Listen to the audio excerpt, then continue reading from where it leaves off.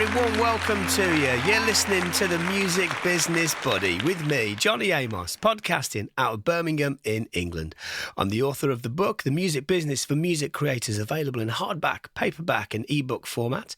I'm a music creator with a variety of credits. I'm a consultant, an artist manager and a senior lecturer in music business and music creation. Wherever you are and whatever you do, consider yourself welcome to this podcast and to a part of the community around it.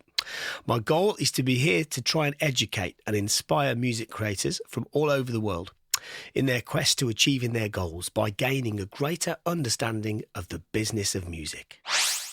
Okay, so this week's episode focuses on the next generation, right? The next generation of people that will be representing the music industry going forward. So I'm talking about people all the way down from kind of, sort of early teenagers right up to those that are kind of in their late 20s. Like, let's go as wide as that, because these are the people that are going to be doing the things that we do in music in the years to come, if they're not already, right?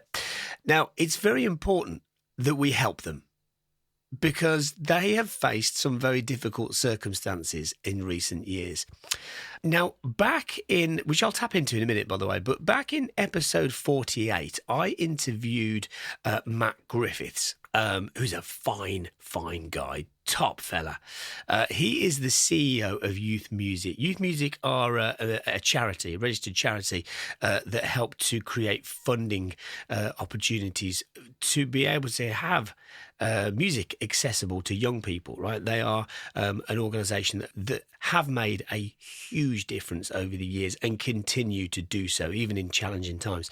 And I talked to Matt about, I mentioned a couple of quotes from the Sound of the Next Generation, which is a report that they ran and published last year, 2024, where they interviewed about 2,500 young people on their perspectives on their lives and on music. And I read it a few times, and it really touched me, and it gave me a huge insight into what it's like to be young in these times and the things that we can do to help support them going forward so that our music industry continues to flourish. So that is the focus of today's episode.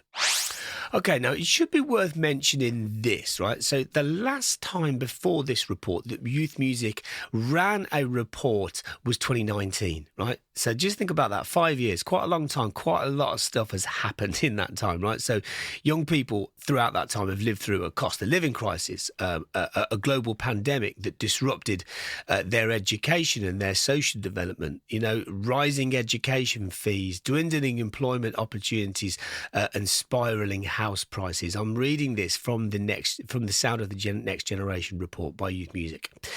So, to navigate that modern world, right, young people need to build resilience and develop confidence.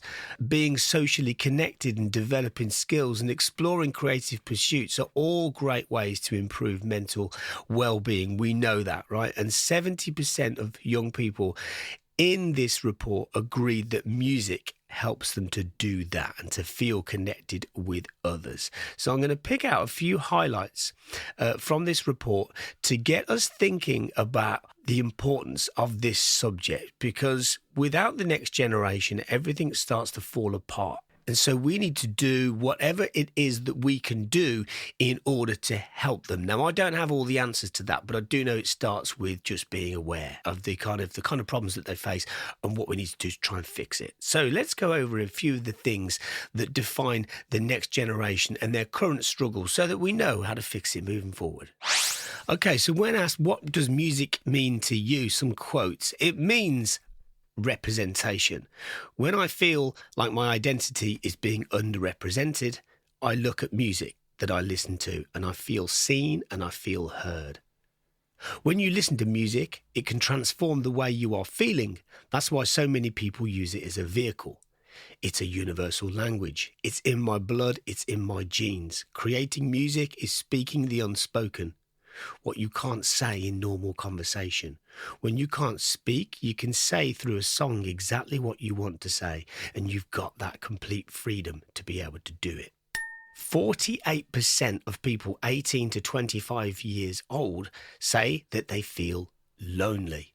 So compared to 2019, that's considerably higher, and many young people feel that they have fewer opportunities and are less likely to enjoy school. Just 55% of young people now say that they are musical, which is down 10% from 2019.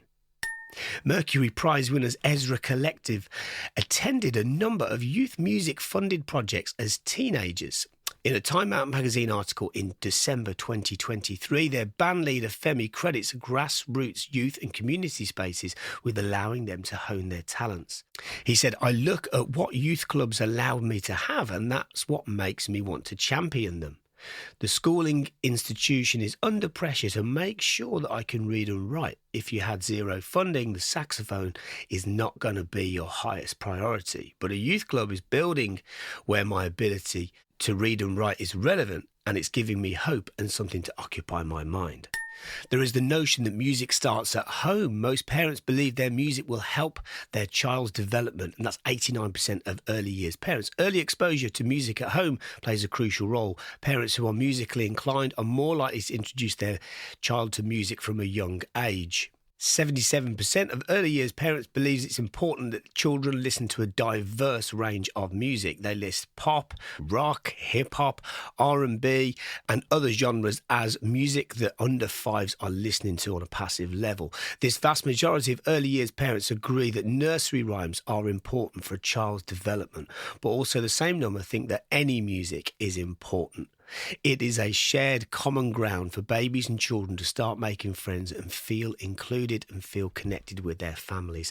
That's a real insight, isn't it? That's a really, really, really early on agreement that young people make at a very young age. Most school-aged children enjoy music lessons and really like their music teachers. However, access to music in schools has dropped significantly. Parental confidence in school music is very low. Only 11% of parents of under fives think that their children will get enough musical education at school. The squeeze in school music is well documented. Music exam entries have fallen rapidly since 2010, with the number of people taking GCSE music declining by 36% and music A-level entries falling by 45%. I had singing lessons at school. It was only for 20 minutes once a week, and it used to get cancelled all the time because it wasn't seen as a priority. But for someone like me, my singing lesson was a priority. Let's just flash forward a minute. Let's just imagine that was the next Alicia Keys, the next Georgia Smith, the next Sam Smith, whoever it might be. Just think about that. That little moment there that feels almost like a kind of throwaway thought is actually hugely significant. That can have an impact on people later in life. That musician there could have been somebody that people listen to later in life, are inspired by, and it becomes a chain reaction of further influence. That's why this stuff is so important. One thing that should be included in the curriculum is the idea of importance of music, how music stretches from the very earliest tribes all the way through to today and is connected with life, with religion and with social rituals. Let's make sure we include that so that people can understand where music came from and how it's so central to people's emotional health and not just something commercial, competitive or throwaway. Is the modern school system killing creativity? Young people feel least musical aged 16 to 17, and that is the time, of course, that they're taking their GCSEs in the UK. Cultures in different parts of the world conceptualise music in many ways, offering many more harmonic, rhythmic and structural possibilities. Technology affords new ways to explore these, but this is rarely reflected in what the offer looks like. Some of the melodies and the harmonies that you learn through Western classical music are great for helping people to make music. So it's got its place, but I think there's too much focus on that. Let's teach children more about global ethnic music cultures, show them how important it is to people's lives. Let's talk about all the different ways people make and consume music. Let's show them all the different rhythms, scales and instruments from around the world. Alongside this, rapid changes in technology over the past 6 years have changed perceptions around what it means to be a musician. Over 75% think you don't have to play an instrument to be a musician, and 73% think that you can be a musician without reading music. Now, there's a strong argument for both of those two things there. Less than half of 18 to 25-year-olds know what career paths are available in the industry beyond being a performer or artist. 68% think that having a social media following is an essential part of working in the music industry. Yet, this is not something which is commonly taught. Here's a quote, I don't think social media is appreciated enough in teaching of music, or even if you do a degree in music. There needs to be more teaching to use it as a professional tool because it is a professional tool. Further evidence of technological shifts and generational gaps are evidenced by this. The number of people playing an instrument has significantly dropped, as has the number of people taking up singing. DJing has fallen, people writing music is staying around the same, and people that make music on a computer or other devices increased, people who make music videos has increased, and people that create music using AI has increased. The research also shows that only half of young people feel that music artists are paid fairly, so it's no wonder that the proportion of working class actors, musicians and writers in the UK has halved since the 1970s right up to the 2020s. It's simply not affordable for everybody. Young people from a working class background are far less likely to know someone who can support them to progress into music. The cost of new equipment and learning their craft is a barrier for many young people, especially those from working class backgrounds. They're also less likely to play an instrument than their peers from higher income backgrounds. These barriers affect how young creatives see themselves, as children from lower income backgrounds are less likely to identify as musical. The research also shows that children from a lower income background feel less supported to make music and less confident to share music. They are more likely to make music alone and less likely to picture themselves as a musical performer in the future. Not just getting paid for it, but even making and performing music in their own spare time. These patterns are multiplied where a child's parents are also from a working class background, suggesting these barriers are harder to shift where multiple generations have had limited access to music. People in the north of England get nowhere near the same opportunities than those in the southern part of the country. Wales is the only country in the UK where the majority of young people don't feel musical. Overall, girls are slightly more likely to be making music than boys. However, there's still a digital gender divide, with 10% fewer girls and young women making music on computers or laptops and 6% fewer using DJ decks. When it comes to music making on phones, there was no difference. The gender imbalances seem to get worse as young women move from education into the industry. A 2023 inquiry by the House of Commons Women in Equity Select Committee into the misogyny in music industry concludes that women working in the music industry face limitations in opportunity, a lack of support, gender discrimination and sexual harassment and assault, as well as the persistent issue of unequal pay in a sector dominated by self-employment and gender power imbalances. Children and young people from Black, African, Caribbean or Black British ethnic groups are 20% more likely to make music than any other ethnic group.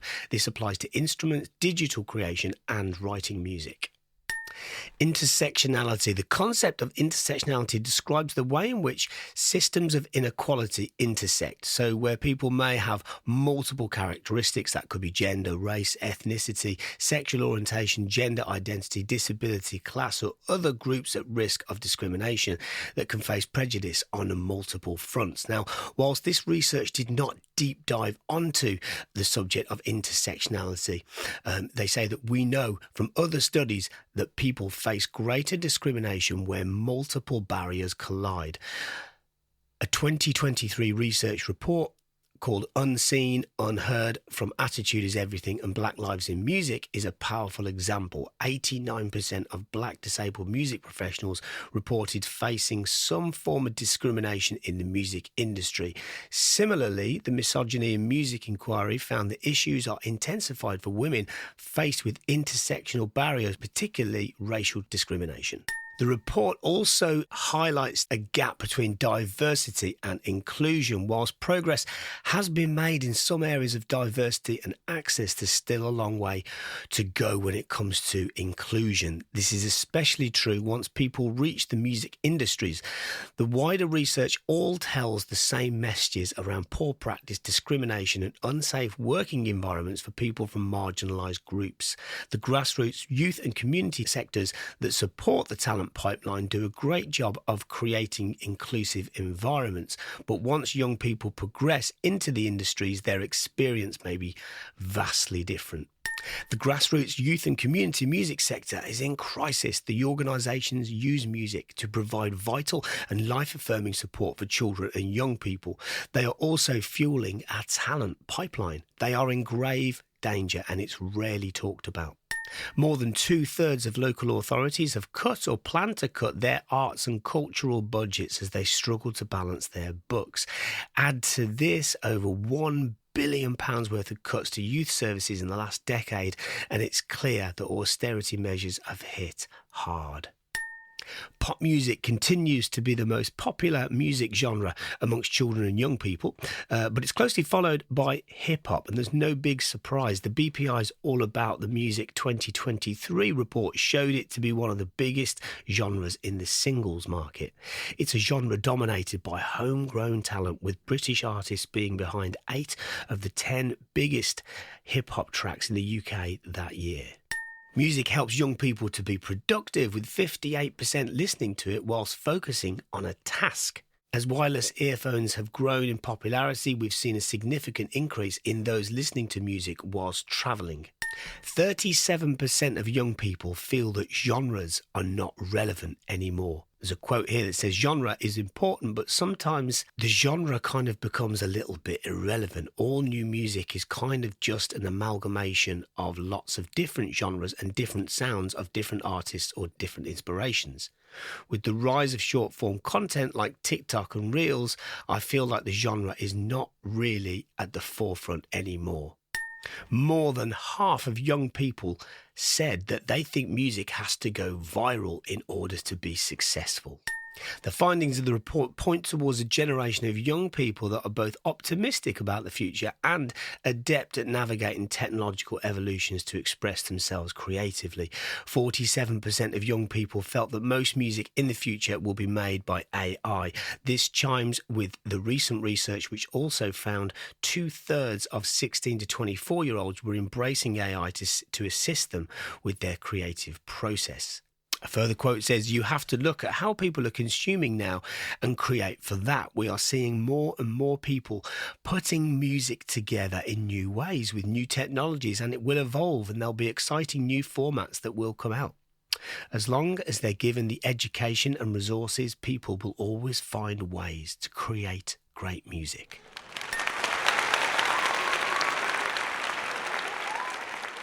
The report makes 3 recommendations moving forward from their findings. Number 1 is this: the UK government needs to invest in a long-term music strategy for growth that includes grassroots, youth and community music. Number 2, education providers and policymakers must reimagine the music curriculums in order to improve access, relevance and progression. Number 3, industry must prioritise inclusion and safeguarding cultures. Well, there we have it. It's a pretty sobering insight, isn't it? I'm certainly not here to kind of, get anybody down thinking about this. This is the UK, right? We find a way to win. We have done for centuries, and this is no different. The UK is heralded all over the world. There's certain things that we do very well. Music is most certainly one of them.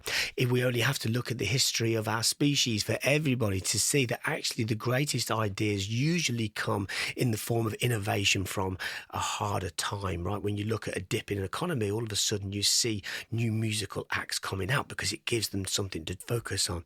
Now, if there's anything that you heard in that report there that you kind of just thought, no, that's not quite true, then don't worry, because remember, a lot of the people that were interviewed here were very, very young, right? If you think about all the things that you know as you grow, right?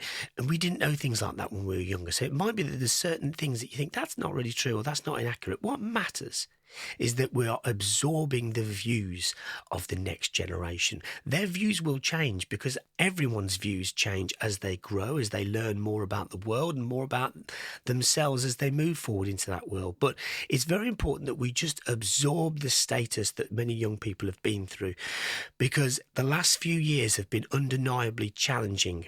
And if we look at the modern era, and I've heard many people in recent years say, where's all the big British artists? Why are all the American artists dominating? It may be, just maybe, because of all the cuts that we went through in the last decade, which meant that teenagers were not accessing music making opportunities in the same way that they were 10 years prior to that.